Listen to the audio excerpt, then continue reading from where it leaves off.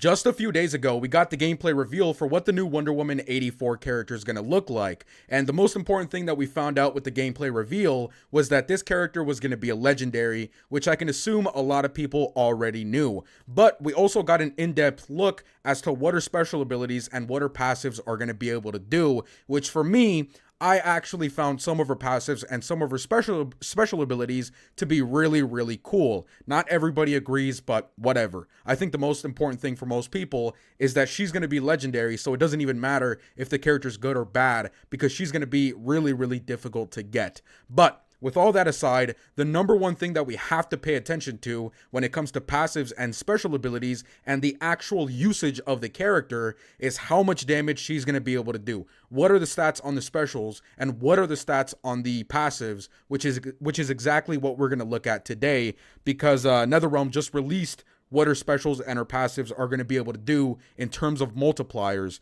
Which I'm going to put that on the screen right now, but I do have the passive numbers right here on my phone, so let me read them out loud. So, her passive one is called Athena's Power, and it says, Wonder Woman grants her team an increase to attack and defense each time they lose 50% of their health.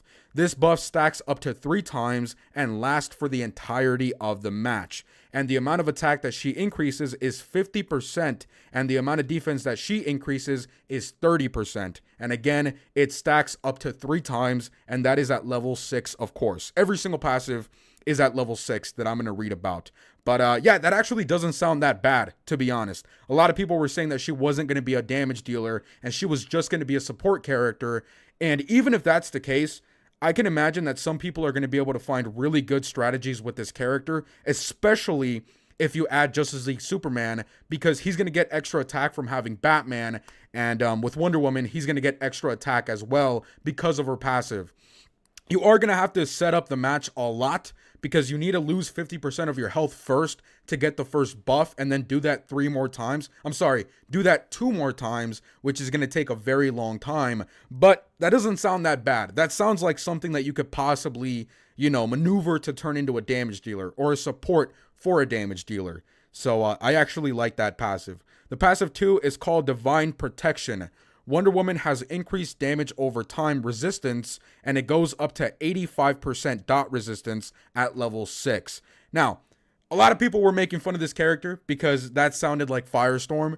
I didn't really understand the joke because this is one of her passives, and that's actually a lot of dot resistance. So this is kind of just something that helps her out on the side. It's not meant to be like the entirety of the character like it is for Firestorm. That's why he's such a bad character, and that's why I don't really mind this character, this Wonder Woman, to have that passive. At least that's the way that I look at it. But with that being said, again, that's just a little side passive. That's really nothing, too important. But now we're going to look at her passive 3. Her passive 3 is called Offensive Guard, and it says Diana has a chance to increase her team's combo meter when she successfully blocks incoming attacks. And it gives you a 100% chance for each block to increase the combo meter by 3 hits. Oh my god. Okay, I read this before, and I thought it was 2. Nah. Okay, 3 is really, really, really good, man. And it's 100%. All right, this is kind of like what Nightwing does whenever you put Nightwing against Flash. Whenever you put Nightwing against Flash, amazing things start to happen. But she kind of does something like that, but with every single opponent. And it goes up to 3 hits every single block 100% of the time. I said that I really like the idea of this passive, but I didn't really know what the stats are going to be. But these stats are incredible. This is good. I love this passive, actually. In the last video, I said that I like the passive. I love the passive. It looks really, really, really good. Okay, so far her passive 1 and her passive 3 are really, really good, and her passive 2 is just kind of there as a little side passive. Now let's go look at her special abilities. So her special 1 is called True Strike, and it says Wonder Woman delivers an attack that knocks back her opponent. And it says that it does 6,855 damage. And it says the target of the True Strike gains the Sundered debuff for 15 seconds.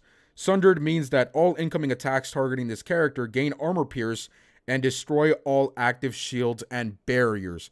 Okay, so that was one question that I was wondering. This kind of looked like it would do armor pierce, but it never said that it was going to do armor pierce until right now. So yeah, it looks like you have to apply the debuff first to be doing armor pierce, but it's not really that big of a deal because I don't really think that you're going to use this special ability that much unless you're fighting an opponent like Darkseid, or unless that armor pierce severely increases the amount of damage that you do with the special one, which is 100% a possibility. Either way, I'm just happy that her passive one does have some sort of buffs, because I really like her special 3, which is what we'll get into in a little bit. All right. So next up is her special 2, which says Wonder Woman pulls the most wounded opponent into the combat and strikes them with a devastating blow. Special abilities that block and interrupt may be ineffective against this ability, and it does 10,000 damage, and it says it tags in the most wounded opponent.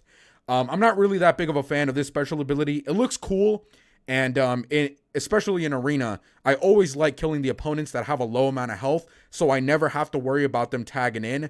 So for those situations, this special ability is going to be good, but it doesn't happen all the time, right? It's really not that big of a deal. It's just something that I like. So even though the special ability I personally do feel like I would enjoy some of the time, I would have preferred something else. Maybe dot damage, maybe healing up the team. I don't really know. But either way, whatever. That's her special 2. Let's move on to her special 3, which is called Demi-Goddess, and this is the one that I'm excited for. So it says, Wonder Woman clashes her bracers together, then follows up with a series of powerful sword attacks. This attack can interrupt any opponent's special ability, and it does 20,000 damage. 20,564 damage, and it can interrupt the opponent's special ability. Now, a lot of people were saying that this special ability did not look good just because you would have to wait for the opponent to do a special before you could do your special 3 and interrupt the opponent's special ability. That's not the way that I interpreted it. I interpreted it as that's kind of like a side buff. Like you can use a special 3 whenever you want, but if you wanted to, as a little side buff, as a bonus, if the opponent is doing a special ability, you yourself can interrupt them if you really want to, but you don't have to. That's the way that I interpreted it, and that's the way that it looks like that's how that's going to work. It would be really dumb if this only worked when the opponent did a special ability, but from the way that I'm reading it, it looks like you can activate it whenever you want, and if you want to interrupt the opponent's special ability. But either way, that's really, really good. I'm excited for that. I really do prefer that over the reflective shield, especially in solo raids. I don't understand why a lot of people were saying that that was going to be bad for raids, because if you use a reflective shield to reflect the opponent's special ability in solo raids, the opponents in solo raids don't do that much special ability damage. So that would kind of be a little bit more, that would be pointless. For me, I would prefer to do my own special ability and still block the opponent's special ability or interrupt it, however you want to put that. So for me, I do like this special 3. I think it's really, really cool. And in terms of her super move, the least interesting one, it says that you get 23,000 damage and you get 35% damage for the duration of the battle. So either way, that's just a quick look at the stats for the new Wonder Woman 84 character.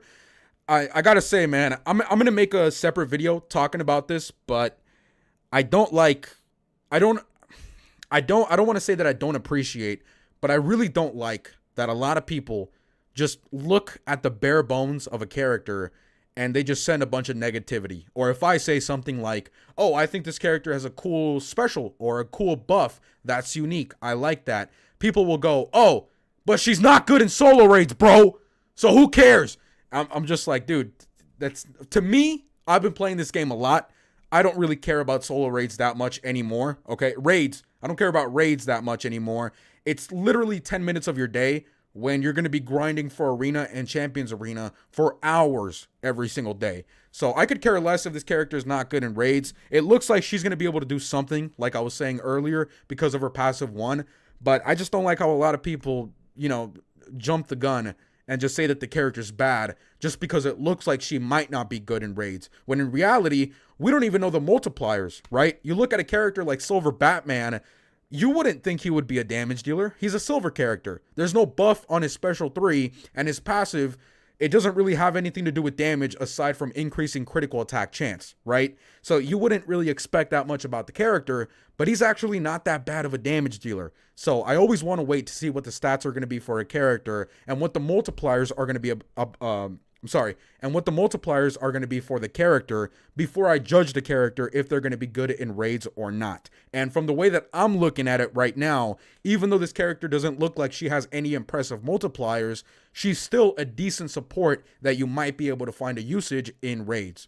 So that would be kind of like my conclusion for the character. In terms of arena, in terms of Champions Arena and Arena, I'm really excited about this character. I am. Again, you spend a lot more time in Arena and Champions Arena, so if she can bring me more joy, I said Joe. If she could bring me more joy into those game modes for a little bit longer, I'm still going to have a blast with the character. I really don't care. I just like how unique the character looks. With that being said, I know this was a little bit more of a rant. I'm a little bit busy right now. I'm helping my dad. So I just kind of hopped on, wanted to give my ideas on the character and my thoughts on the character and inform you guys a little bit about the passives and specials.